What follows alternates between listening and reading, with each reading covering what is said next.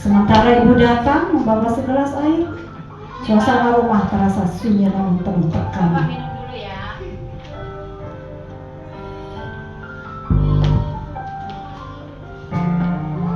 Ini udah uang belanja.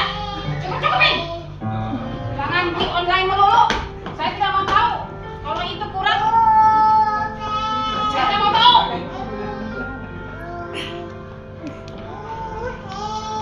Pak, ini kan nggak kurang. Uang SP Mana kita bulan ini masih nunggak. Belum lagi beras habis. Kurang apa dulu sih, Bu? Itu saya kasih 10 juta. Masa kurang melulu? Saya tidak mau tahu. Saya di kantor di apa melulu, di mana-mana ini melulu. Tahu sendiri kan saya capek diperbudak di sana. Saya tidak mau tahu uang itu harus cukup. Jangan beli online melulu, jangan beli paket melulu.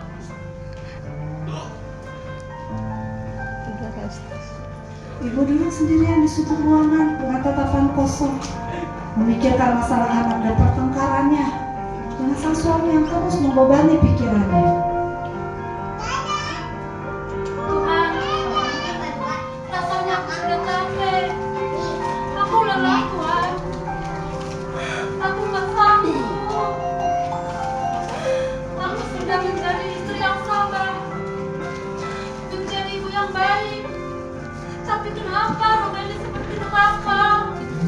Anakku makin menjauh, suamiku makin aneh.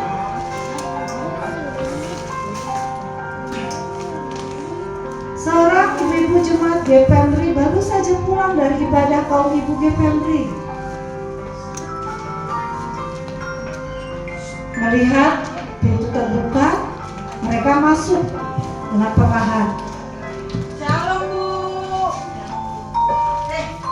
Hari apa Bu kok nangis? Hah? Kenapa? Ada masalah? Bikin Coba lagi ceritakan kursi. sama kita, mungkin kita bisa bantu. Jangan dipendam sendiri. Bisa kasih tahu ke kita, nanti kita bisa bantu. Iya, Ida. Aku bingung. Semua nasihatku dianggap pamitan sama anakku. Aku hancur. Aku gagal. Ibu tidak gagal, Ibu tidak hancur. Tetap berdoa sama Tuhan. Kita percaya anak-anak kita mungkin saat ini tidak mendengarkan kita. Tetapi kita terus duduk dalam doa. Sekalipun kita tidak bisa melihat menjaga mereka di luar sana, tetapi Tuhan yang menjaga mereka di sana. Kita punya keterbatasan, tetapi tangan Tuhan tidak pernah terbatas untuk menjaga mereka. Kita terus mereka duduk dalam doa. Mungkin saat ini doa kita belum dijawab Tuhan, tetapi percayalah sama Tuhan. Karena firman Tuhan katakan bahwa doa orang benar sangat besar kuasanya. Kita percaya bahwa anak Tuhan pasti ubah, Tuhan pasti jamah, dan dia akan kembali lagi ke rumah ini dengan bersukacita. Duduk aja. Duduk di sini. Sabar ya Bu ya. Terima kasih ya Bu atas dukungannya sudah merawatkan saya. Tetap terus berdoa dalam Tuhan, percaya sama Tuhan ya. Kami pamit ya Bu ya. Tuhan Yesus memberkati.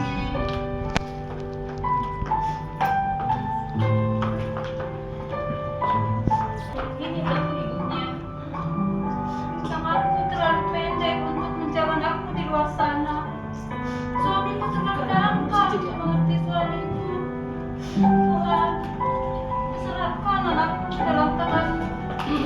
Di saat aku tidak bisa melihatnya, aku percaya mata-Mu terus menjaganya. Ketuk hatinya Tuhan.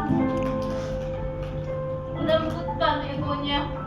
Aku percaya Engkau sedang bekerja walau aku belum melihat hasilnya. Seorang anak di kesakitan dan kepalanya yang pusing. Entah tangan satunya menggenggam selendang, tapi cukup dekat. Sial. Benar kata Ibu. Mereka bukan teman yang baik. Saat aku punya uang, mereka mendekat. Saat aku tidak punya uang, mereka menjauh. Ibu sudah dikejar-kejar utar begini, mereka malah menjauh. Tidak ada teman yang baik. Aku kangen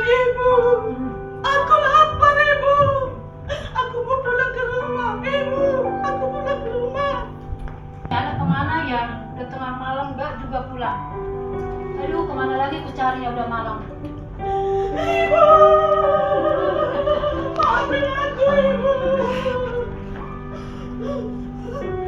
Iya nak, sudah nggak apa-apa. Ibu tidak marah sama saya. Saya sudah nakal. Saya sudah bentak Ibu. Tidak nak, mama tidak akan pernah marah sama kamu. Lihat, kamarmu selalu rapi, makanan selalu siap di meja. Ibu tidak akan pernah berhenti nungguin kamu pulang. Ayah datang merangkul mereka, mendekat. Keluarga akhirnya bersatu kembali dengan tangis dan pelukan hangat. Namanya sudah yang ayah, kita harus berdoa.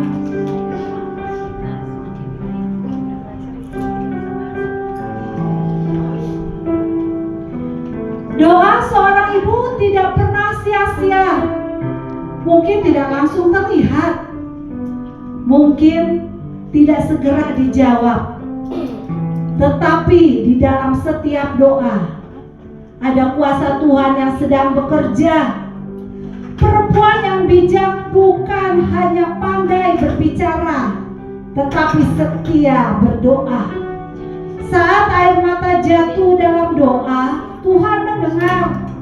Saat hati seorang ibu tetap berharap, Tuhan bekerja memulihkan. Dan melalui doa seorang ibu, Tuhan sanggup menjamah hati, memulihkan kehidupan, serta membangun keluarganya kembali. Karena kasih seorang ibu adalah gambaran kasih yang tidak pernah menyerah. Puji nama Tuhan, saat hari ini kita akan mendengarkan persembahan pujian.